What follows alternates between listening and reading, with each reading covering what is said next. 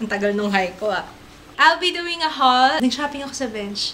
Hindi sila ako mag-shopping. So, okay, let us start with my haul. Hindi lang to from Bench. Meron din ako from Mary Kay, from Beautylicious Deals, mga online shop, sa grocery, and sa department store ng Robinsons, of course. Doon muna tayo sa Bench. The first one I got from Bench is this belt. Timeless na color is gold. And I like gold in everything. Gold. Basta, I love gold. Kasi you will never go wrong with gold. Gold is gold. Time is gold. I have 2 pairs of gold sandals. Tapos, I have purses na gold. Kaya, I picked this one up. Ayoko na ng black kasi boring na ng black. Kaya parang sabi ko, gold naman for a change. And this one is $299.75. Ito siya. Mukha naman siyang matibay para sa pagsapo ng bilbil. This one is medium. Hey. Kala ko nabasag. Pore strip. So, every time na dumadaan ako sa Bench, imposibleng hindi ako bumili ng pore strip. Sa lahat ng mga na-try kong nose pore strips, I always go back to Bench kasi maganda yung pore strips nila. Although, medyo pricey siya. I think this one is 22 pesos. Started with this one kasi ito yata yung pinaka-bago nila. Pero I started with this one dati nung college days pa ako. Talagang ito nang ginagamit ko. This one is the Bench Clear Pore Cleansing Strip. Ito yata yung original nila. Tapos, ito naman, this one is the Charcoal Cleansing Strip. Feel the magnet cleansing power of natural charcoal extract. So, yan, dalawa. Of course, since nandun naman ako sa Bench, I like to try out yung kanilang mga makeup paint box. Of course, I'm gonna be doing a review nitong mga to. BB Two-Way Cake Foundation. Kinuha ko yung natural. And it looks like this. Yan. Yan. Amoy, clean and clear ba yun? Yeah, ganun yung amoy niya. Amoy clean and clear na face powder. Whitening. It has SPF 15 with vitamins C and E. Excellent Blemish Balm Foundation enhanced with vitamins, sunscreen, and a blend of antioxidants, and blah, blah, blah, blah. It is 238 pesos and 10 grams itong ganito. I also got this BB Cream Whitening. The shade is, of course, natural din yung kinuha ko. With SPF 15 and vitamin E, it has 25 ml. All-in-one beauty balm that whitens, moisturizes, protects, and minimizes skin imperfections. May opt to wear it alone or under foundation to achieve a desired coverage. I see. So, pwede rin pala siyang patungan ng foundation. Kaya pala yung iba, minsan tinatanong ako kung gumagamit ba ako ng BB cream before I apply foundation. Pero, less is more para sa aking face. Mag-squeeze out tayo. Oh, it's very liquidy. From the swatch pa lang, masasabi ko na it has sheer coverage, pero malamig. Why is it malamig? Pero mukhang hindi naman siya malagkit. This is 228 pesos only. So, medyo mura na. Pwede na sa mga estudyante pa lang, diba? Pwede na to. Moisture... Ano to? Nutri-Shine lipstick and it's 188 pesos. I got the terracotta one. Meron sila dun glossy, may matte, may satin. But I got the glossy one instead. And this one is terracotta. Ito yung lipstick. For me, ang ganda nung packaging nila, black lang, walang kaanong arte. Like it. And I also got, from Paintbox, is yung nail polish. And I fell in love with the color nung nakita ko pa lang siya doon. Sinabi ko sa sarili ko, kukunin ko talaga to. Caribbean Sea Vegan Formula. I don't really know what that means, pero it sounds good. Siguro yung vegan formula is something natural. Parang ganun yung tunog na eh. I really don't know, but if you know, please comment down below. Suot ko ba na siya ngayon? I forgot to say. Gusto ko yung mga ganitong shade blue-green. Parang ang sophisticated ng dating. This is only 58 pesos. Ang gaganda ng mga color ng nail polish nila. Sa pag-try ko pa lang sa kanya, ngayon, etong suot ko, 2 coats lang yung ginamit ko. Tapos, okay naman, wala naman akong naging problema, wala namang bubbling. Yun ang mga usual na problema sa nail polish, diba? Bubbling, tapos yung mga, parang may mga empty na kailangan, may mga empty pa na empty spaces. May mga areas pa na parang kailangan pa ng doblehin ng coat. Pero 2 coats lang okay na sa akin. And it looks good, although, excuse me, may mga na-chip na.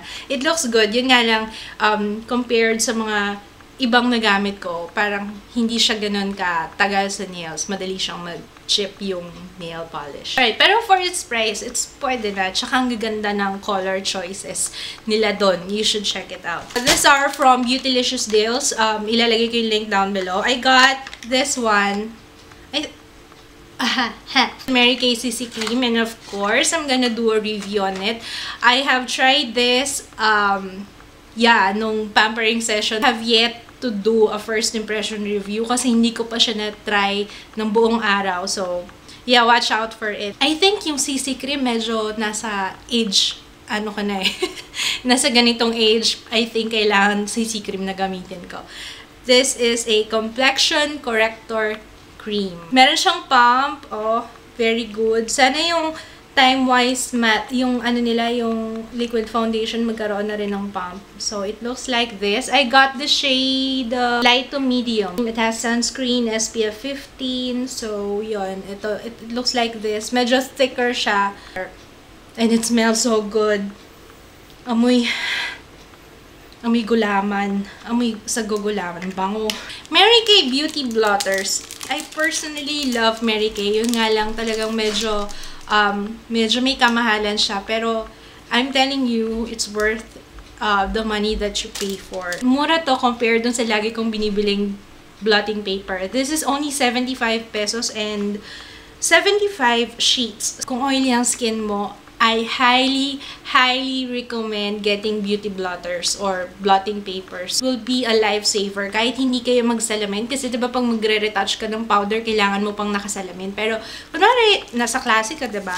Yung mga pasimpleng blot lang, kahit kunwari nagpupunas ka lang ng ganyan, kunwari nag-aano ka lang ng pawis, ganyan-ganyan. Diba? Ay, nag-transfer. Nag-transfer yung aking bronzer. One of the best na mai-recommend ko sa mga oily skin, beauty blotters or blotting papers. Mary Kay Lash Love Mascara.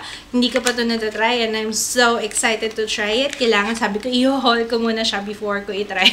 Clean definition and just the right amount of volume. Has a quick, dry, long-lasting formula. Ooh, yan, ganito. Ganito yung wand ng mascara.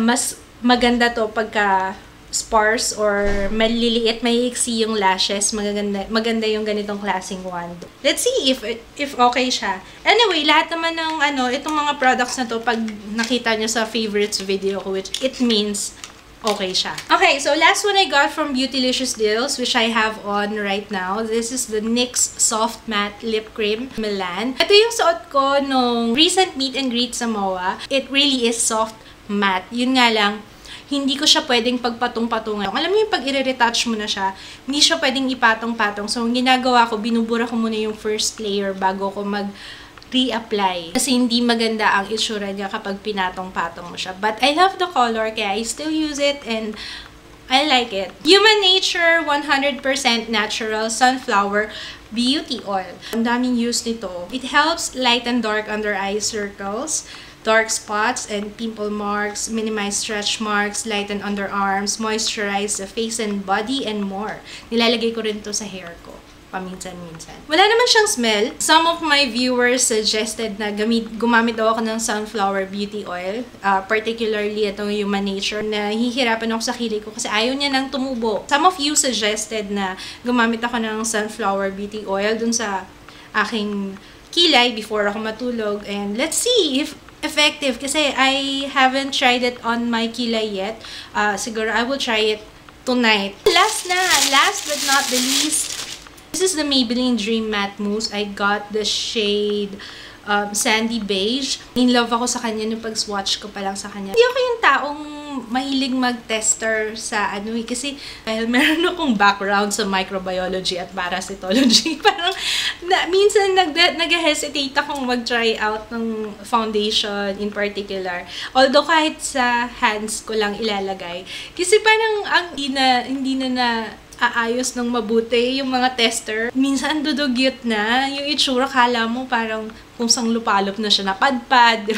Anyways, balik tayo dito sa Dream Matmos. Nung naswatch ko pa lang siya sa hand ko, I fell in love with it. And sinampulan kasi ako nung attendant. Sabi niya sa akin, ito black yung damit kasi yun nga rin ang problema ko, yung nagta-transfer sa damit, yung foundation. Kasi alam niyo naman ako, I'm a foundation girl. Yung suot niyang cardigan, dinampi niya dun sa swatch nitong foundation. And hindi nga siya nag-transfer. Sabi ko, dun bumenta sa akin to. I think marami rin nag-suggest sa akin ito. Hindi ko na nga lang din na bili kagad. Pero anyways, I'm gonna do a first impression review nito. So, watch out for it. I'm not sure kung magkano siya online, but sa mall, this is 599 pesos. I'm not gonna open it kasi makikita nyo naman siya sa susunod kong video. Alright, ano ba yan? Hindi ko nasabi yung mga presyo. Anak ng tipaklong. Hindi ko nasabi yung prices, but I will be including the prices in the description box. So, check it out. Hey, that's it for my haul. Hope you like this video and see you again next time. Bye!